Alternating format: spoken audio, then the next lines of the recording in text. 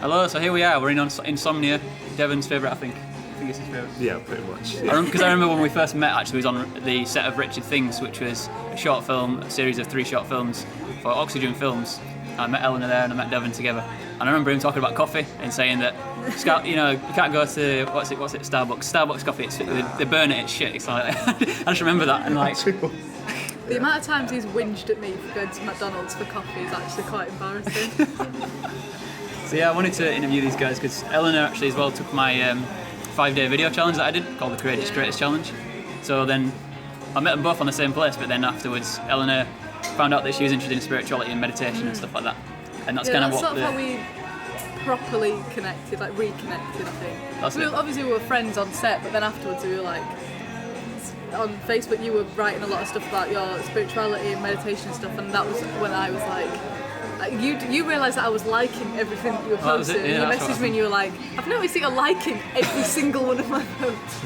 So when I did the challenge, I have to say the whole time I was just so impressed with how much engagement it was getting. Like how many people were in the challenge at the time, the first time? Well, I remember getting like 100 people in there, but I think there was probably about 10 people that took part, maybe, or 20. Because I was impressed, because I've still got a lot of them on Facebook. I still see them on like posting stuff. I just find it really fascinating. I'm really into like that whole like spirituality side. I just think it's a nice it's a sort of community of people. Because they're all different. Like there's some people that are into like the religious side, but then there's some people that are just into like meditation for general healing. Because you said that when you did the challenge, it kind of made you be in front of the camera instead of behind the camera, and that's where we are again now. I know, here full circle. What about you, Devon? Like, have you done anything like this before? Like, videoing yourself or anything? Not videoing myself, but I at my school, like when I used to do like sixth form and stuff, I had friends that did media and a lot of like media, like creative kind of courses, and I helped out doing a lot of acting for them. So that's where I kind of got in front of the camera a bit. So I got in front of the camera before I got behind the camera doing stuff. So So I've always kind of been interested in just filmmaking, just in general, sort of thing. And no matter what role it is, I'm always kind of very, very up for it.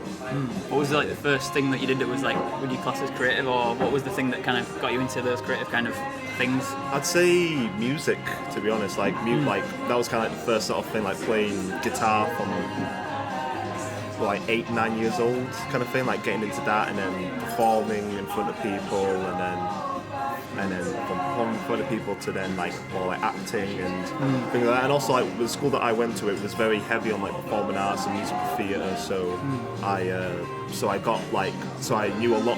had a lot of friends that were like very into that sort of thing as well. So it kind of built everyone's confidence and up to kind of like to perform and get themselves out there. So really old-fashioned. They film a lot actually. Bradford City film. So if you ever see like, I think it's Emmerdale definitely, and I think Coronation Street maybe, I can't remember, but I know Emmerdale definitely. Just there is like whenever they have like a court scene, they film just outside.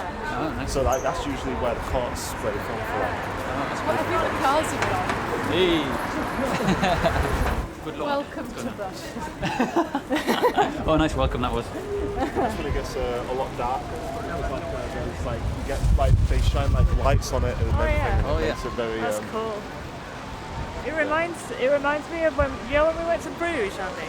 Right. We went in the Bruges town hall. It reminds me of that. It looks quite similar.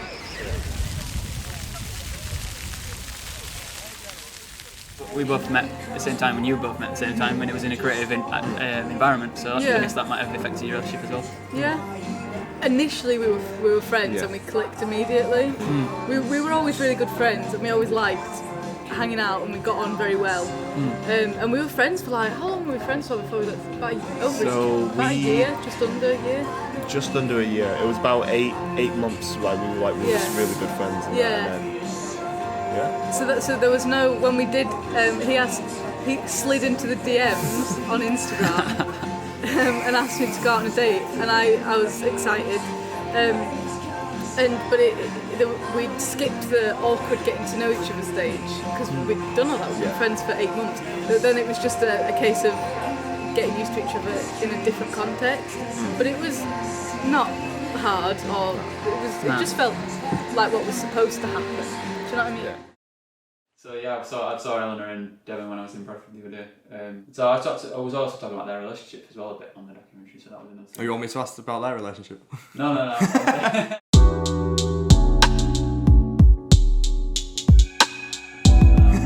It's going really well. I don't know. It seems to. No, To be honest, they are like a golden pairing, aren't they? Like when you watch it, you're like, I make this joke to Ella all the time, and I go, there must be something wrong. It just looks too perfect.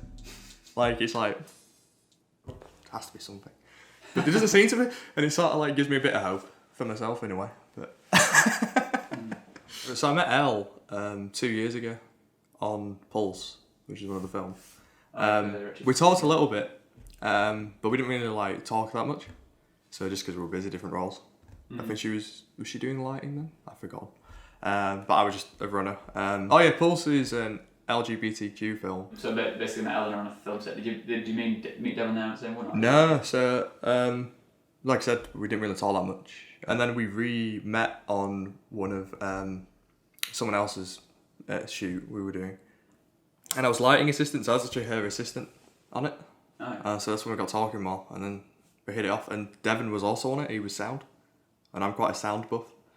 So I just like to talk to him about sound stuff, and we hit it off, really. That was The Shining reimagined. Oh, of course, yeah. Was Devon on that? Wait, you were on that? I remember Devon being there. Yeah, Devon was there, wasn't he? I remember him doing sound. Was it 2 different days or something? Yeah, there was 2 different days. I think he wasn't there when I was. Oh, were you only down the second day? Yeah, on the first day you were there. Right, so that's when I met him. Yeah, that's it. Okay. So basically, I started getting into filming with Gage back when I was in year 6. So Gage was in year 5. And I wanted to be on camera. Like, not actually the camera operator, I mean like how I am now. I wanted to be an actor, right?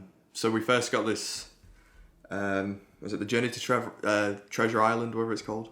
Not story, I don't know. It was some like script thing that we'd got, and we were just recording it. It was actually on an actual camcorder with an actual like tape, I think it was. So I had to use a Firewire on the old computer. But yeah, so we did that, and I was on it, and also that's how I first started doing filming, because I wanted to be a comedian as well. So it wasn't funny, but I've always sort of wanted to be a comedian. I did a stand-up show when I was in year 6. I did some acting, I did some in uni. It helps me when I direct, because then I know what I can ask of people, and I can understand how they might feel about something. So it kind of helps in that aspect, I reckon. Did you do stand-up before then, you said? Did that in year 6. So you did that one time? Yeah, I'm more into like situational comedy and satire. That's more the comedy that I'm into. What comedians are you inspired by the most? Chris Morris is the best satirist ever, I think. And he's a massive inspiration for me. Because I love the Day-to-Day, Brass Eye, Jam, Four Lions is a great film as well. He's got that new film coming out. Yeah, especially for my mockumentary, that was based on basically like his work. Some people say that global warming is a pressing issue. Does it look like a pressing issue to you? Well, we come here to Bournemouth to ask the public what they think and to help separate the wheat from the bullshit. And also Eric Andre, I was telling you about. Oh. But the Eric Andre show is basically like satire in a way, but it's more surreal. So he, like the stereotypical American chat show, like Jimmy Fallon and all. He breaks that. Like he kind of uses it and he breaks down the formula and he like just messes and distorts it. So there's this great one where, because now they'll do a starting monologue. I think we do it over here, like Graham Norton does it, they'll say a couple of jokes before they come on and the guests will come on. And he just did one where he goes, word, punchline. Word, punchline. And he's like, you broke down comedy to its natural core. Word, punchline. And like, everyone's like laughing. And then, Penn and Teller? Is Penn the magicians? Oh, no. Oh, there's, I forget, it might be Penn. I think it's Penn, the one with the ponytail and the beard. And he comes on and goes, magic, atheism, magic. So I did this sci-fi comedy in 2015. And we got 2016, sorry. And we got someone in who appeared as a little role in Doc Martin, and she was in it, which was quite cool. And it was sort of like kind of like based on Rick and Morty, Red Dwarf, and all this. And we had, there was people actually I was just directing, but I was putting my input in, with lines and stuff because I just love comedy. And the idea was that these STDs, like, have become sentient, and like, they're taking over the universe in a way, like. And then there was a bit where they're all there and they see these STDs on this planet, and I had this idea in my head: why don't everyone just clap, right? And I'm gonna get an epic, like, shot on the face, and he just turns to the camera and goes, "My God, that's the clap," right? And the people love that joke, and I still get told about that one. So that's my favourite one to come up with, actually. My friend Darren, he's my writer. Right-hand man. He's my right-hand man. He is. Right-hand writer, yeah. So I'm not as good as writing, really, as getting the concept. I go, Darren. So did he do all the jokes as well? Yeah, me and him will just riff, and I'll be like, "This is what I want in it," and he'll be like, "Oh, this is a good idea. I'm going to put this in it, but that's a great idea." So is it yours, like, translating a vision? Yeah, he translates it. Yeah, like the mockumentary, he wrote that. So my creative side is all about writing, and I do writing in 3 ways. I write scripts for filming projects, I write poems in my spare time, and I write reviews online. And so I've always been interested in writing ever since I was young, and I think that began when I wanted to tell stories as a kid, and then when I gone onto this path more specifically was when I met up with Alex and Gage, and we started making short films when I was like 14, and that really got me into it because I found it was just freeing, because my whole life was all about academia, like I was very successful at school and I was getting like the high grades and I was always like focusing on the work, and it was kind of something to do, and I was kind of a lonely child, so it's kind of something to do on the weekends with just a few people. It's kind of just cool to just write stuff and then film it, and so that got me on that route. Then I went to university and did something non-creative. I did mathematics, of all things, which is just the opposite of anything creative in an artistic sense. I think maths is creative, but that's a different discussion. And then what happened was, when I was at university, I realised I cared less and less about that and more about the stuff I was doing on the side, which was the short films, it was the reviewing films, it was the writing. So I left university and I thought, what I want to do is I want to write. So I began doing that because I can express myself through my writing better than I can express myself by standing up and acting or telling people what to do or being kind of there in the moment. Whereas getting it all down in text is something I can do really well. And that's kind of how I express myself. Who are the people that you were inspired by the most in terms of writing and stuff like that? Well, that has changed over the years. So when I started writing, I was inspired by this stuff I liked. So it was things like Doctor Who, of all things. And like that kind of sci-fi writing was what I used to write as a teenager. Now, as a bit more adult, I'm inspired by 2 things. So when I work with Alex on comedy films, which is basically what me and Alex do the most, we do comedy, I'm inspired by comedy writers. So people like Chris Morris, who was a big satirist in the 1990s, like his kind of writing is a big inspiration to me. I use his writing a lot when I write my own things. But when it comes to my own personal writing, for me, that is script focused, but not necessarily for the comedy, where I go is philosophical writers, not philosophers. I want about authors, not who write philosophical work. So there's a Hungarian author called Laszlo Krasznahorkai, whose name I might have pronounced terribly, but he writes these really nihilistic like books about apocalyptic worlds, and I like his style, and he writes these really long sentences, and that's what I like how his whole books are just extended metaphors of things, and that inspires me. And then there's other authors, the Strugatsky brothers from Russia are fantastic for their whole like view on the world, because they wrote in the Soviet Union, but they wrote it as a takedown of the Soviet Union, so it's kind of subversive, and I kind of like what they did. And also just authors like Philip K. Dick from America as well. So I'm not just I get inspired by authors and not other screenwriters when I write my scripts. My first thought is always, what's original? And then you instantly find out every idea you have is never original.